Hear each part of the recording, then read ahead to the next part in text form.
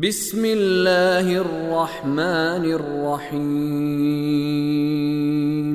انطلقوا إلى ما كنتم به تكذبون انطلقوا إلى ظل ذي 3 شعب لا ظليل ولا يغني من اللهب إنها ترمي بشرر كالقصر كأنه جمالة صفر ويل يومئذ للمكذبين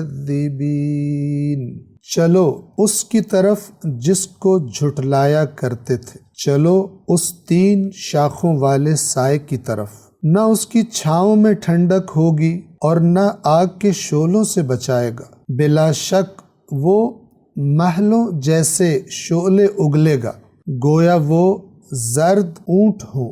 اس دن جھٹلانے والوں کے لیے ہلاکت ہوگی۔ سورۃ المرسلات آیت نمبر 33۔ کأنہ جمالۃ صفر، گویا وہ زرد اونٹ ہوں۔ آیت نمبر 33 کا پہلا 3 حروف ہیں جن کو ملا کر لکھا گیا، 3 حصے بنیں گے اس کے۔ کأنہ، کا معنی ہم نے بیان کر دیا گزشتہ آیت میں، کل قصر میں تشبیہ کسی چیز کے ساتھ تشبیہ دینے کے لیے استعمال ہوتا ہے۔ یہاں پہ پہلی تشبیہ ان شعلوں کو اپنی عظمت اور بڑا ہونے کے اعتبار سے محلات کے ساتھ دی گئی، اور یہاں پر ان کے رنگ کے اعتبار سے، ان کا رنگ کیسا ہوگا، کیسے دکھائی دیتے ہوں گے، اس کے اعتبار سے ایک اور چیز کے ساتھ، اونٹوں کے ساتھ تشبیہ دی جا رہی ہے، کہ جیسے میں ابھی آپ کی خدمت میں عرض کرتا ہوں۔ کا گویا، انا یہ کہ، ہو یعنی وہ شعلے جو اس آگ کے اندر سے نکل رہے ہوں گے، وہ گویا کہ کس کی طرح ہوں گے؟ جمالتن صفر، زرد اونٹوں کی طرح۔ جمالتن، توجہ فرمائیں، اس لفظ کے حروف اصلی جیم، میم اور لام ہیں۔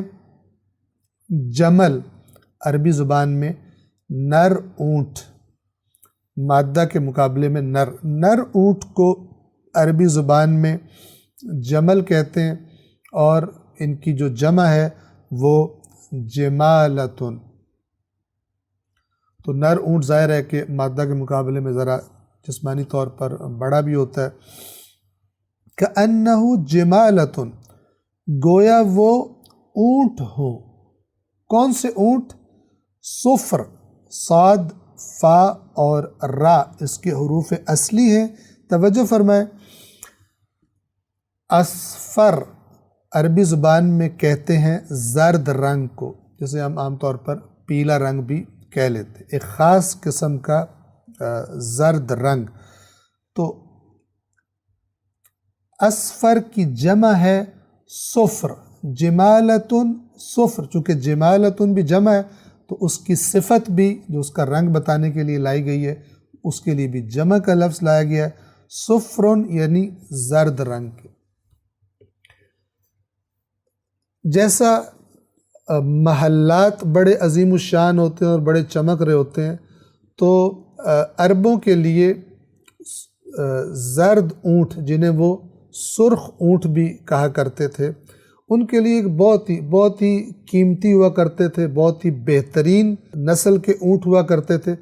تو ان کا رنگ بہت ہی دیدہ زیب اور آنکھوں کو اچھا لگنے والا، یعنی بہت ہی چمکدار ہوتا تھا۔ تو ان اونٹوں کے ساتھ اس کی بھی آگ کے شعلوں کے رنگ کی شباہت دی جا رہی ہے۔ بڑے ہوں گے محلات کی طرف، لیکن محلات تو آرام دینے کے لیے ہوتے ہیں، ان محلات میں کوئی آرام نہیں ہوگا، صرف عذاب ہوگا۔ اسی طرح زرد اونٹوں کی طرح ان کا رنگ ہوگا، لیکن زرد اونٹ جو دنیا میں تمہیں بڑے پسند آتے تھے، اب وہی زرد رنگ ہوگا کہ جس کے تم نزدیک بھی نہیں جانا چاہو گے، لیکن اس کے نزدیک تمہیں جانا بھی پڑے گا اور اس عذاب کو تمہیں جھیلنا بھی پڑے گا۔ یہاں پر آپ توجہ فرما لیں، عرب جو زبان بولا کرتے تھے اس زمانے میں، جس زمانے میں قرآن کریم نازل ہوا ہے، تو وہ جو اپنی زبان بولنے میں جو مثالیں دیتے تھے، جس قسم کی ترکیبیں استعمال کرتے تھے، جملے استعمال کرتے تھے، قرآن مجید کو سمجھنے کے لیے ان سے آشنا ہونا انتہائی زیادہ اہمیت کا حامل ہے۔ آپ دیکھیے کہ کیونکہ اس معاشرے میں قرآن نازل ہو رہا ہے تو قرآن کریم کی اکثر مثالیں بھی اسی معاشرے سے مربوط ہیں۔ صدق اللہ العلی العظیم۔